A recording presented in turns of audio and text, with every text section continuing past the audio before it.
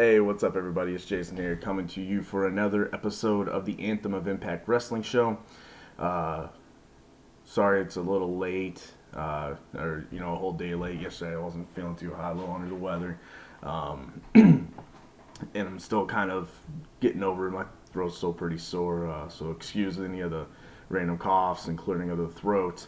I think it's just a lot of allergies and just kind of hit me all at once. We just kind of got out of like a lot of rain and now it's like hot again. So I think that's all it kind of is. I get a little spell that's almost like every spring and every fall, where it's just like for like a day or two, just allergies. No amount of allergy medicine will ever help. I just get like 1 or 2 days where it really kills me. But couldn't wait any longer. Didn't want you guys to wait any longer. I thought this week's episode was just really good and a lot of fun to watch, and so I really wanted to get on here and talk about it. And after I'm doing my review, I was going to give a couple other thoughts and some other things regarding Impact Wrestling and just wrestling in general. Excuse me. So this week, the way it started off with a match right off the bat, is personally how I feel that Impact should always open up a show with a match. Especially one that's going to be like this week. It was an X Division match, so like any type of match like that that's high intensity, high energy, a lot of fun, gets people going, gets people interested in being like, okay, yeah, hey, this is going to be a great show. And then you can go into like a talking segment of some sort that sets up the rest of the night usually. Because one thing that I think that a lot of people have always, or at least here lately, have been giving Impact a lot of problems or a lot of trouble with, as far as complaints and stuff, is that they're trying too much to be like the WWE. And that's really been the case since like 2010, whenever Hogan came in. And I mean, it might have happened a little bit before then, but I'm just saying, like, really since 2010, whenever Hogan and Bischoff came in, that's whenever like you really notice how much they were trying to be like WWE all of a sudden.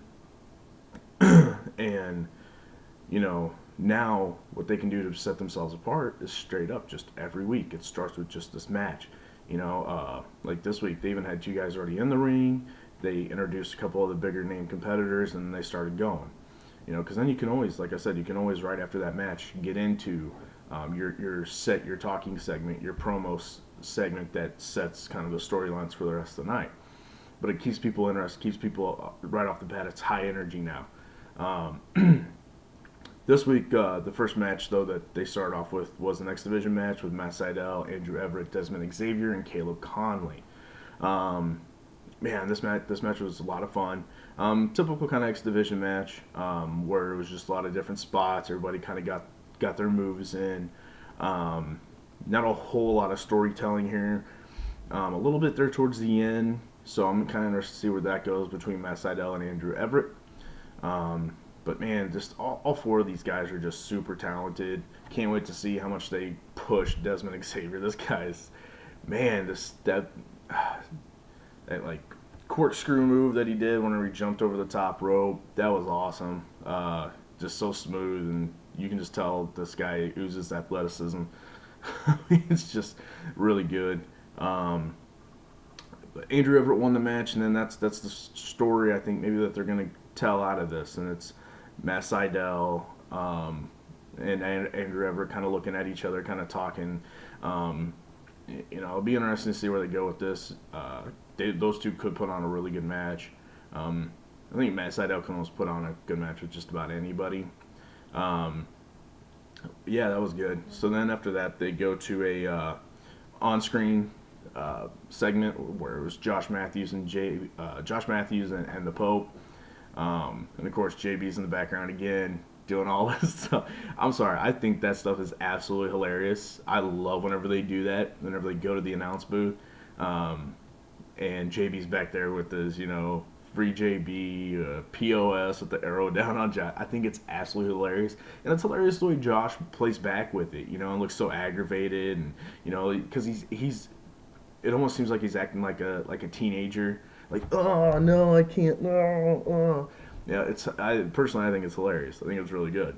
And then we also see a KM segment, another one of his vignettes. So a couple episodes back, whenever they did that first one, I was like, is he trying to be like Biff from? Yeah, actually, I think he is. I think that is definitely his gimmick because he's throwing out the lines that Biff does in Back to the Future, where it's, make like a tree and and get out, or get the hell out. Make like a tree and leave. Messes that up on purpose, and it says, "Hello, is anybody in there?" I think it's hilarious. The segments are funny. I don't know where they're going with it. That's kind of one of my complaints right now so far with the KM gimmick. It's like they kind of went backwards. It's like they introduced him. Hi, I'm Sienna's cousin, and now here's some vignettes to figure out kind of who I am. And that part doesn't really make a whole lot of sense. But the segments themselves, in a whole, are funny. Be interesting to see how he does how this gimmick goes whenever he starts feuding with somebody. How you can pull that off. Is every match that he gets into going to be about somebody calling him a liar? And then, like, that's why he always gets mad and wants to fight somebody? I don't know. But the vignettes themselves, they're funny. They're entertaining for the time being. And we'll see where they go with that. Then we get a EC3 come into the ring. Now, and this is kind of how the format works. Okay, so now you had your match. Now you have a couple of different promo or vignettes, and now here's your big in-ring promo segment. And who's more entertaining than EC3? I mean, he comes out. Of course, everybody thinks it's James Storm. He comes out, and one thing that I loved that he did was he took out his fake gun out of his holster, points down at the logo, and shoots it and puts it back. So again, instead of him like coming out and stomping on it like he does now, for whenever before he was the only one that walked around it, wouldn't step on the logo. So I just love that whole transition. Gets out, definitely does some TV-14 healing up, which I'm liking. That's another thing that I really like too. Sorry, don't mean to go too much off topic here, but the TV-14 thing, and really being able to be a little more adult. Because I think that's where Impact Wrestling and any other wrestling company, Ring of Honor, Lucha Underground, New Japan, AAA, whatever, the whole mentality of like how it was back in the 90s of somebody trying to put somebody else out of business, I personally think shouldn't be there anymore. Like, nobody should be sitting there going, we have to beat WWE, we have to get there with being as popular as they are, because it's not going to happen. It's just not. Nobody has the history, has the backing, has the money really to get there.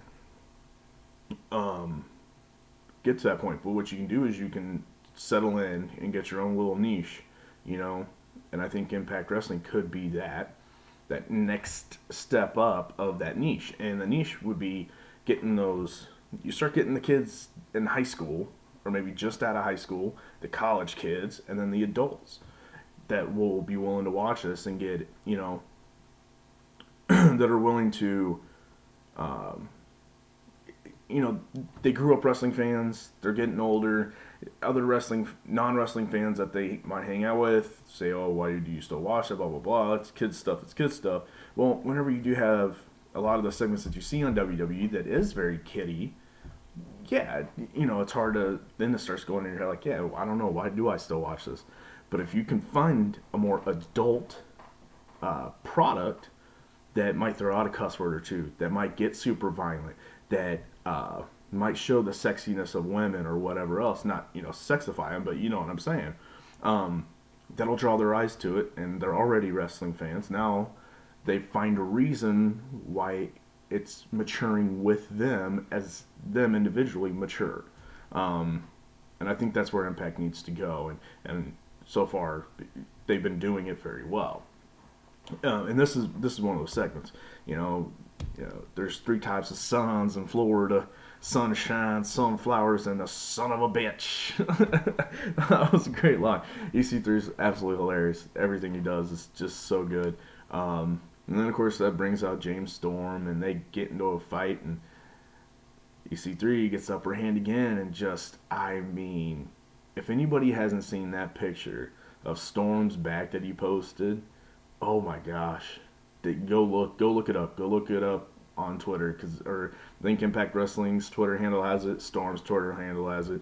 They both have it posted up. It's just it takes you back almost to the same type of thing of in ECW whenever Tommy Dreamer was getting whacked with the kendo stick over and over and over and over and over. Except this time it's a leather belt from EC3.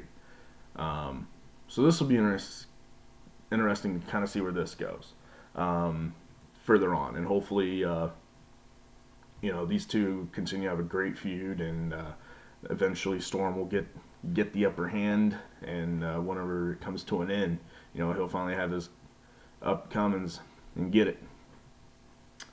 So then we go on to a tag team match between Zayn and Abraham versus Laredo Kid and Garza Jr.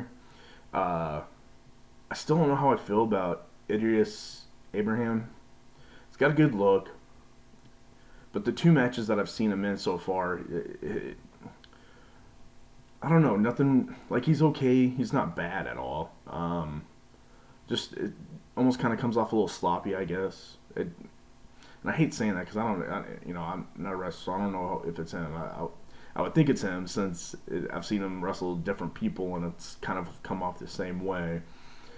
His partner though, Zane, I can't remember his first name, but Zane, he was a little bit better, a little bit faster in the ring, I think. So I think it just maybe it didn't come off as sloppy or awkward. I shouldn't say sloppy, awkward. Awkward's a better word. But, of course, the tag team of Garza Jr. and Laredo Kid are great. I love Laredo Kid. I think you could break this team up and have them two single guys, and they would be superstars.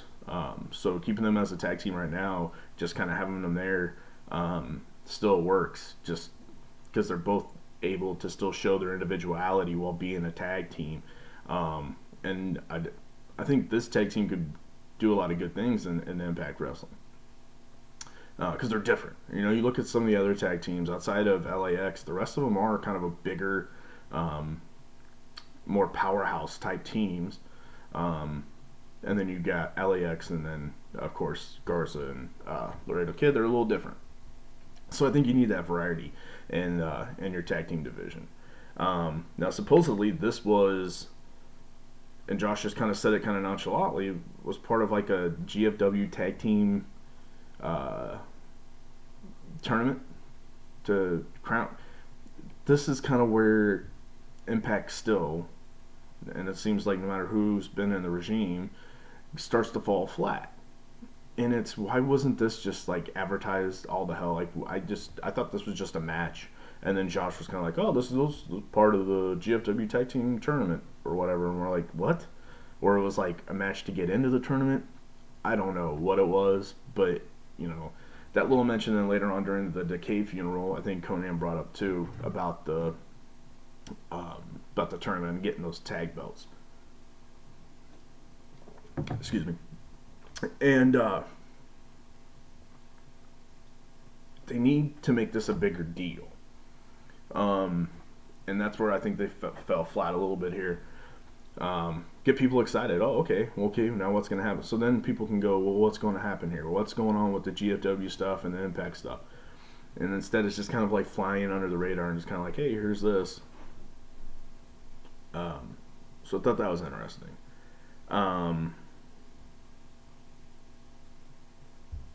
One thing that I just made a quick note about it was they played a vignette, and then whenever they came back from it, Josh acknowledged it. Like he made a comment about that vignette. And I thought that was really good because, and then you saw it later on whenever Mackenzie Mitchell was back there getting ready to do an interview with Dutch. Well, Dutch was at what looked like at least something close to like the gorilla position backstage. He had his headset on, he's sitting there writing notes and all this stuff. So that's another thing I kind of like is, while in WWE you've got, why don't these people know that there's camera? Like, are we just supposed to act like this wasn't set up or part of the show? Like we're a fly on the wall in a situation in the locker room, and all this stuff. which kind of is odd, and sometimes it's messes with your intelligence. And then you got Impact that's like, no, this is wrestling, but this is also a TV show that we're putting on. So clearly, these announcers are seeing these vignettes instead of just acting like they have no clue what's going on backstage or with these certain vignettes. And then you've got Mackenzie Mitchell interviewing Dutch right there at gorilla position with headsets on, where it's clearly they're trying to produce a show. I like that. It's a little different, and again, it's for the mature audiences that understand what this is, and they're moving through. And of course, he announces about the Ultimate X match next week, which I cannot wait for. That'll be an amazing match. Low Key, Trevor Lee, and Andrew Everett. Oof, it's gonna be good. It's gonna be really good. So then after that, we get the Ava Story versus Laurel Van Ness with Congo Kong, and yeah, I actually kind of like this. Like I know some people are kind of tired, like they want to see Laurel wrestle and be like Laurel, be who she is. And while I agree with that, I love this character. It's just I think she's clearly enjoying it because she is buying all in and just looks like she's having fun. Just absolutely destroys Ava's story, and I think it's like some of the funniest parts for me is like whenever she's standing next to Congo Kong and Congo Kong's doing this like ha ha like mean face, and then like she's looking up at him and then doing it along with them. I think that's hilarious.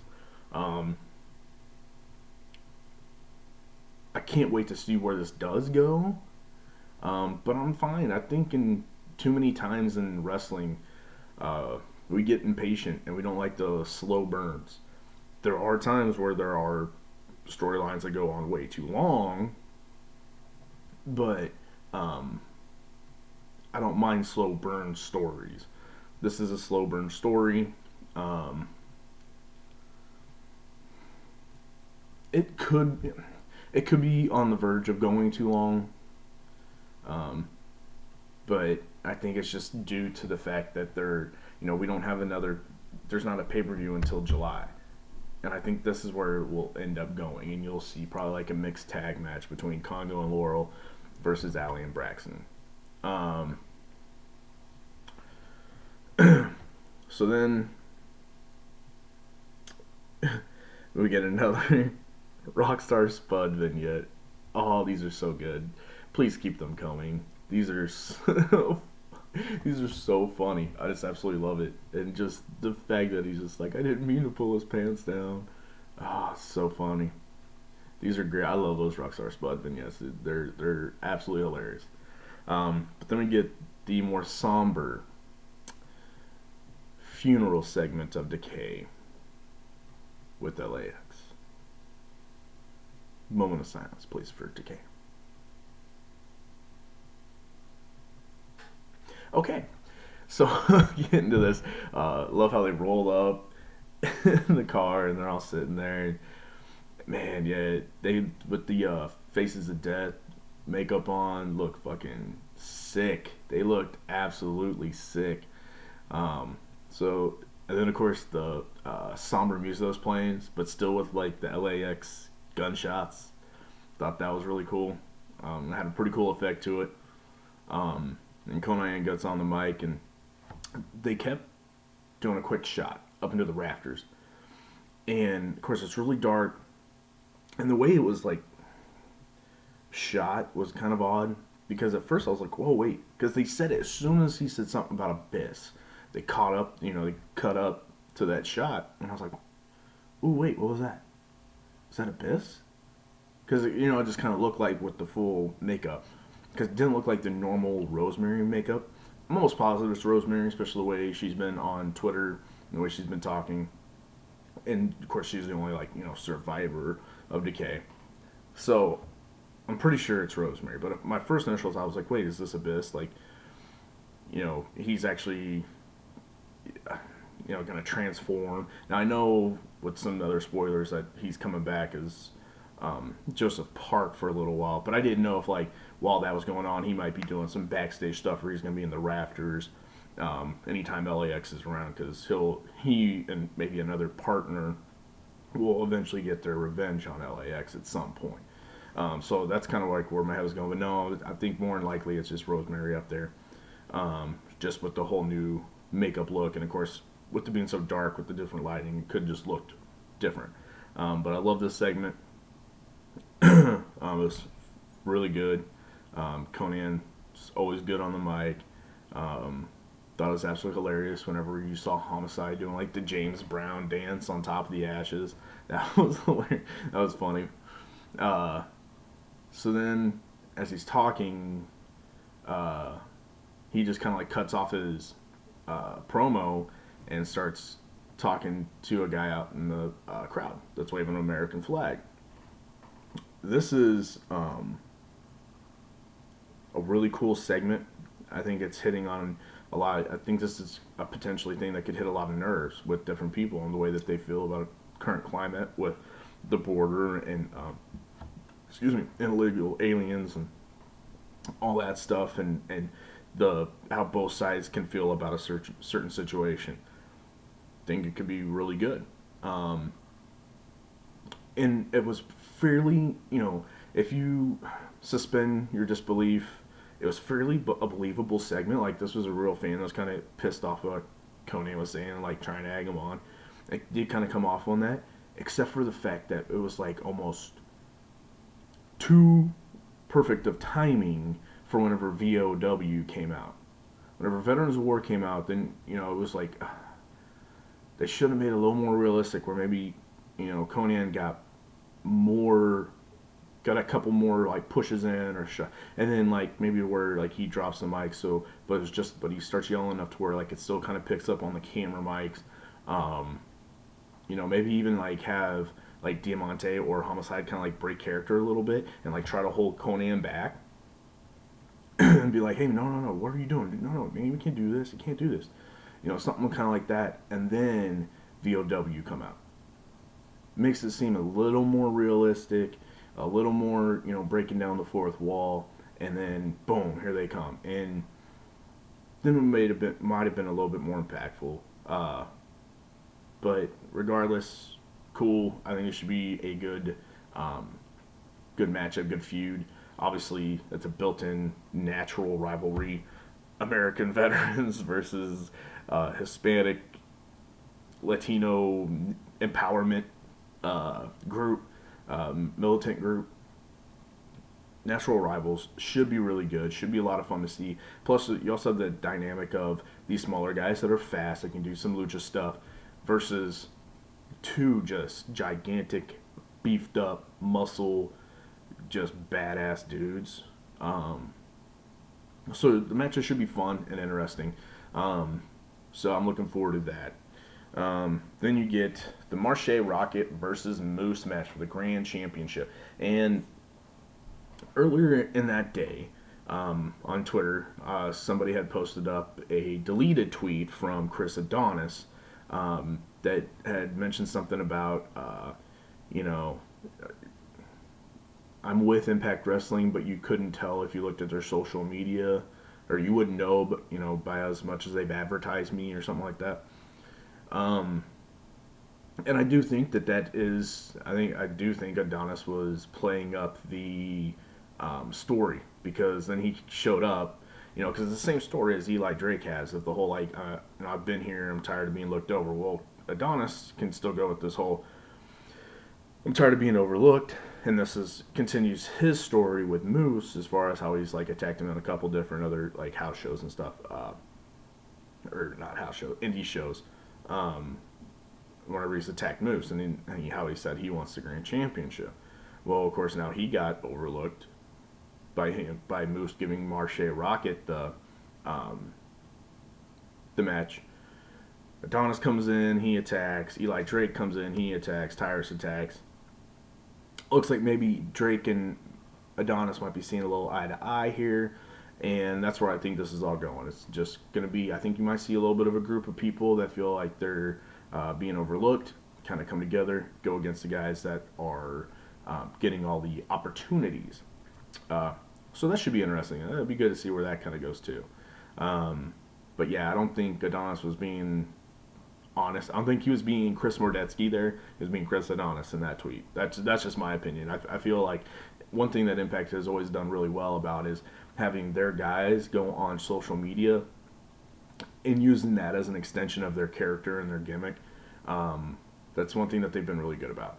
Um, then we go to the Angelina Love versus Alicia Edwards match. Man, what a stiff match this was. I was actually pretty impressed. 'Cause I've said it in a video before where, I've never seen or heard much about Alicia before as a wrestler. So I had no opinion on whether or not she was going to add anything to the knockout division or not. This match, I was pretty impressed. I know that there wasn't a whole lot of a legit wrestling match going on, but if somebody can go in the ring like this and be stiff and be physical and be intense, I'm good.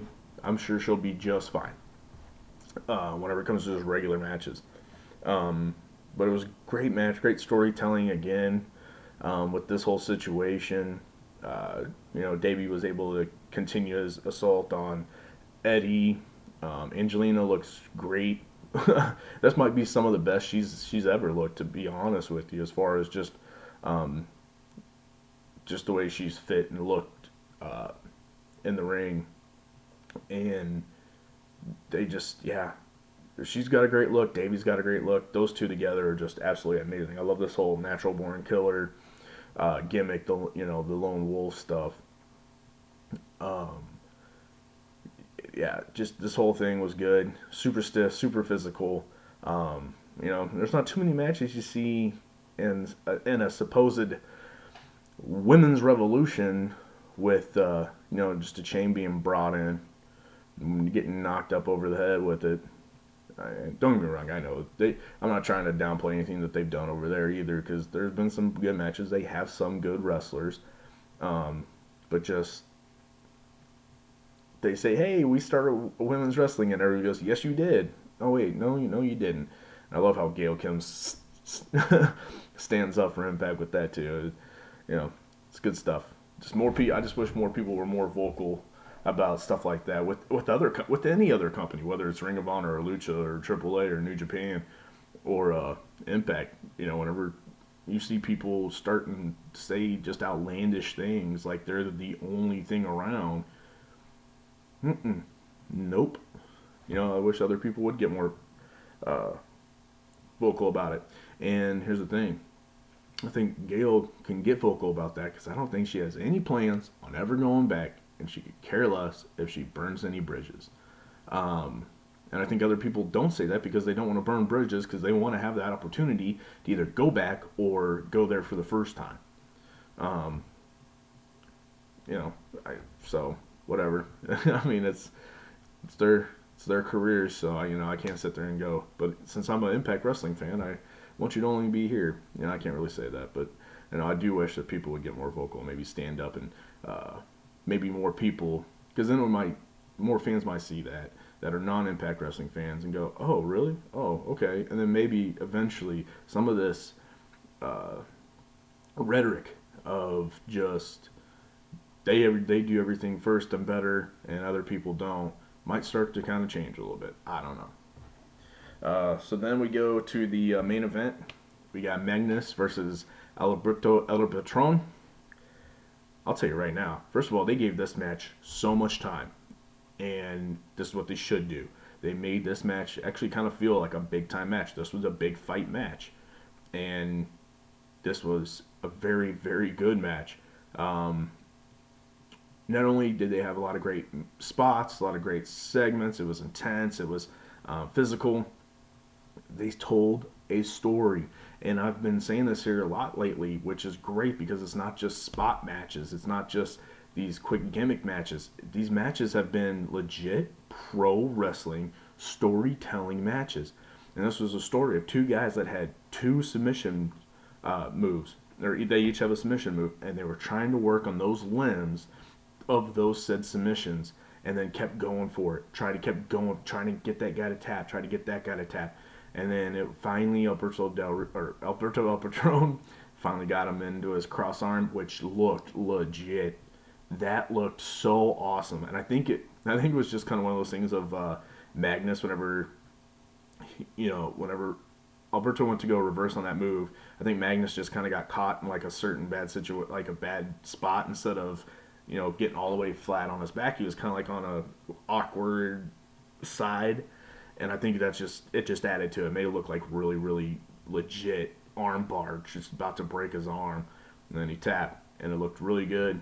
They made a big deal about that title.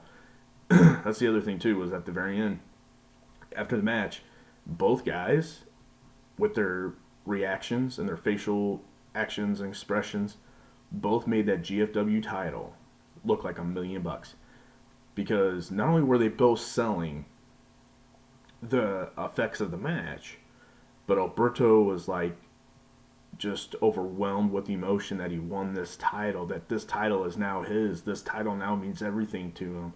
And Magnus was so down and depressed and pissed because he lost that title. Makes that title look super important. And they both have been just doing amazing things. So I would say overall this match was very good. I think these last 2 weeks have been absolutely out of the park home runs. Yeah, there's certain things that could be worked on and done a little differently, but I think overall, for a 2-hour show, you sat there and went, that was fun. I did not waste my night. I just thought it was a lot of fun, a lot of good things happening. I really enjoyed it. I think a lot of other people did too, because I see that the viewership was up. And so that was good. But I wanted to have I've been wanting to talk about a lot of different things here over the last week. And it all kind of centers around one major issue. It's the Impact hate. It just absolutely aggravates me whenever I see it. I don't know why it makes me so mad. Because I'm just a fan. I'm just a guy that likes to watch the TV show. But it just does. Anytime like I'm watching a YouTube show, like a wrestling show, and they happen to like rag and make fun of or say something dumb about Impact Wrestling, like I literally just want to hit the X button and turn it off. Because yes, I watch YouTube on my PlayStation. And just turn their video off and go, okay, whatever, I'm moving on. Because it's so annoying. It is so annoying. Like the other day whenever Rebby put out that Impact's after her now personally, and now she's a victim and blah blah blah blah. Okay, first of all, you're the one that's been on social media nonstop ragging on Impact Wrestling, ragging on Ed Nordholm, ragging on Jeff Jarrett, and you know what? Now all of a sudden, they should come after you because that's defamation, okay? And if they really did lawyer up, she should have known just to shut up and stop saying stuff. I understand you want to have the ability, because I don't know the situation. Maybe they did disrespect the Hardys, and she wants to defend them, and I get that, but you got to be smart about it. And then you can't turn around and just be like, oh, they're coming after me and I'm pregnant, so that's even worse. Okay, no, don't use that card. You're the one that started it. You can't now turn around and be like, oh, and I'm pregnant, which makes it worse. No, it doesn't. Who cares? I could give two shits if you're pregnant. If you're if you're in the wrong, you're in the wrong. I don't care what's going on in your life. If you're in the wrong, you're in the wrong. And personally, I believe Rebby Hardy has been in the wrong.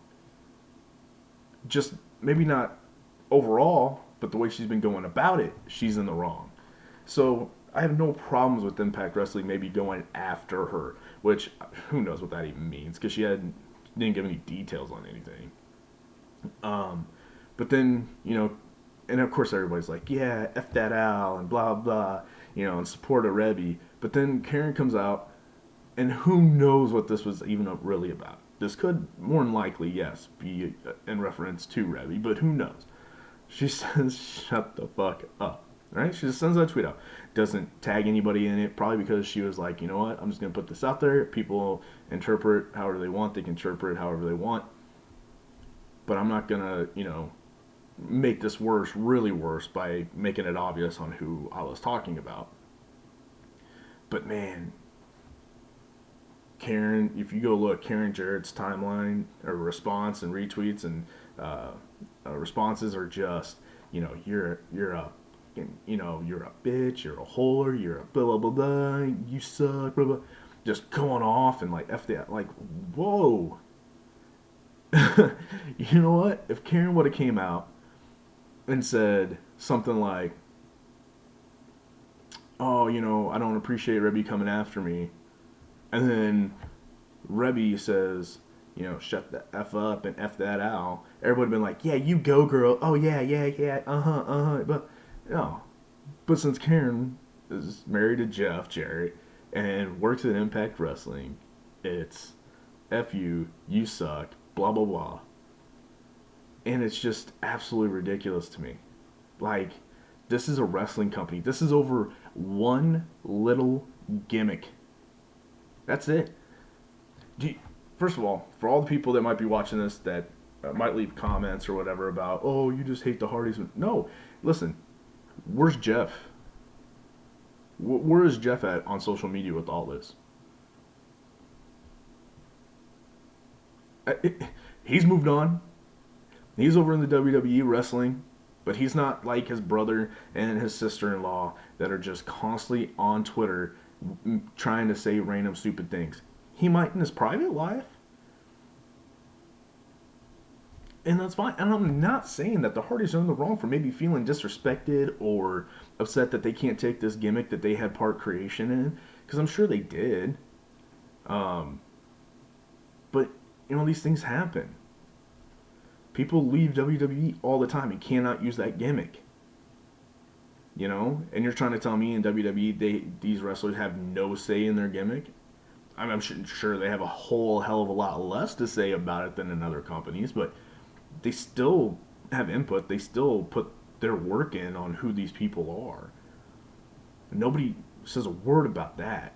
Whenever wrestlers leave, nobody says, this sucks. Instead, no, whenever people like Ryback go and try to change their name and trademark all their catchphrases and all this other stuff so they can keep their gimmick that they worked hard on, people want to make fun of Ryback for it. Now, I'm not saying there's no reason to ever make fun of Ryback, but I'm just saying, it's always perspective on who you like, who you don't like, who's doing it, like what company's doing it, and you just follow along, fall in line, and you gripe with everybody else, because guess what? It's cool.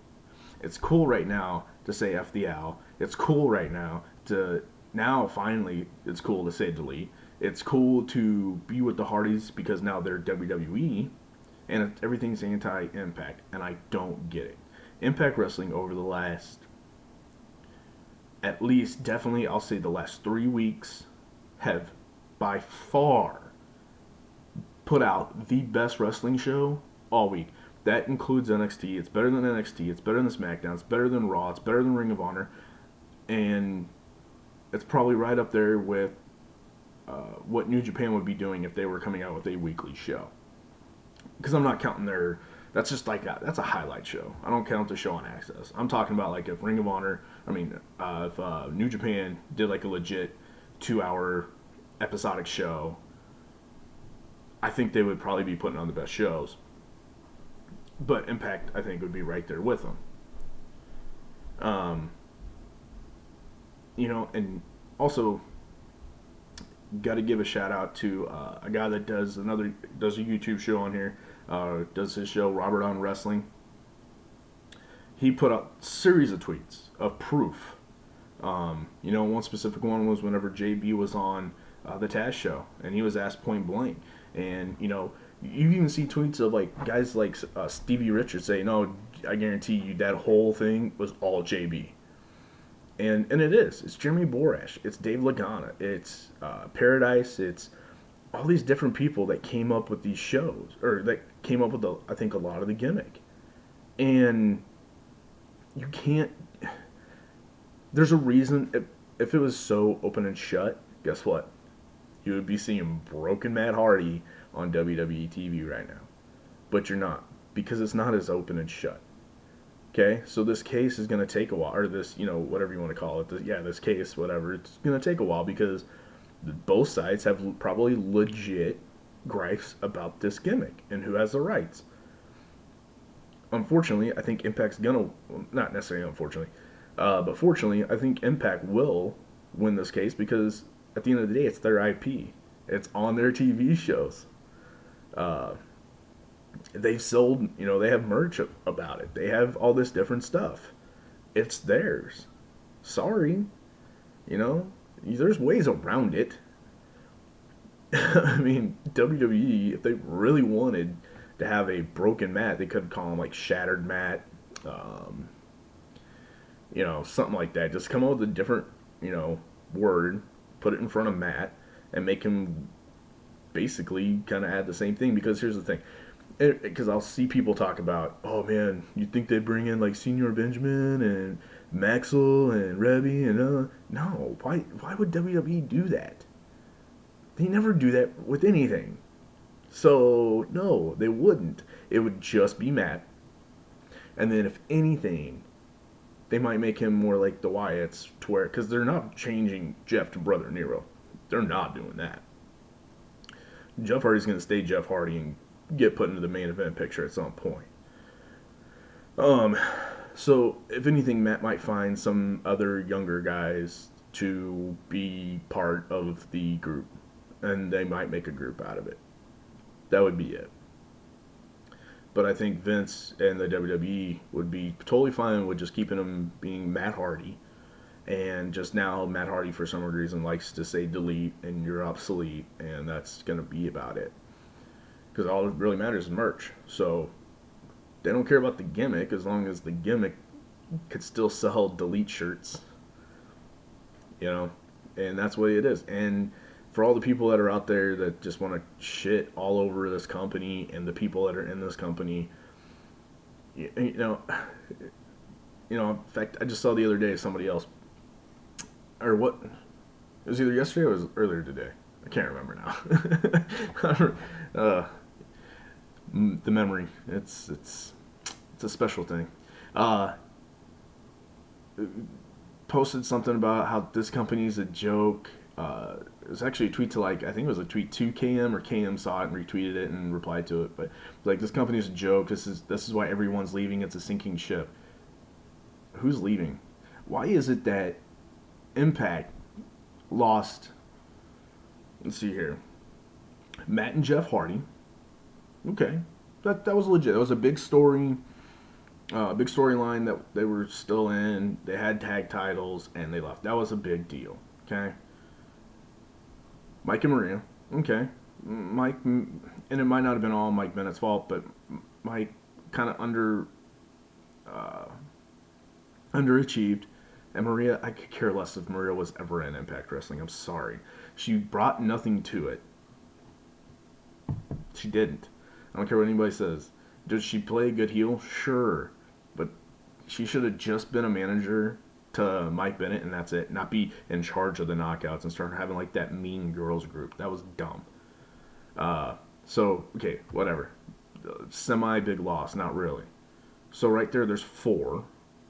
And then we lost Jade. Yeah, that sucks, but whatever. Gail Kim we didn't lose. Gail Kim's still pretty much part of the company. She's just hurt. She's trying to come back. Whenever she does, it'll be with Impact Wrestling. I guarantee you she might make her re-debut at Slammiversary. That's just my guess. That's just my feeling. At least maybe my hope. And then that's it. And then here recently we lost Crazy Steve. That's not like everybody leaving. That is a handful of people that were not happy with the regime change that left. Or they got an opportunity and they wanted to seize an opportunity. They wanted to see, meet their dreams. You can't hate on people like that, but it's not Impact's fault. Impact just got took over, and this is the thing that I think a lot of wrestling fans that aren't watching other companies but WWE don't understand. Impact Wrestling just got bought by Anthem Sports and Entertainment that run the Fight Network. They're a Canadian company that is huge and has plenty of money. This company, as long as Anthem is interested and motivated to keep the company going, is going nowhere. Ring of Honor is owned by Sinclair Broadcasting. Again, a big major company that has plenty of money. And now they just bought out Tribune, which they just bought Tribune for more money than the WWE is worth. So these other companies are not going anywhere as long as the people who own them want them around. I mean, that's really what it comes down to. And I hope, look, I understand right now Ring of Honor and WWE, or Ring of Honor and Impact Wrestling kind of got a little bit of a rivalry going because of, talents going everywhere and whatever else. Me as a pro wrestling fan, I hope Ring of Honor gets a better TV distribution deal and it starts to get bigger. I hope Impact continues to keep getting bigger. And I don't, like I said earlier in this episode, I don't ever see a company being able to overtake and run out WWE. It's just not going to happen. But what I can hope for is that there's enough big companies that we start getting better wrestling, and it starts becoming more popular again. Because that's what, yeah, look, I grew up watching WCW mainly, but also did WWF. I want to see WWE get back to being good, entertaining professional wrestling. Because, WWE still fits that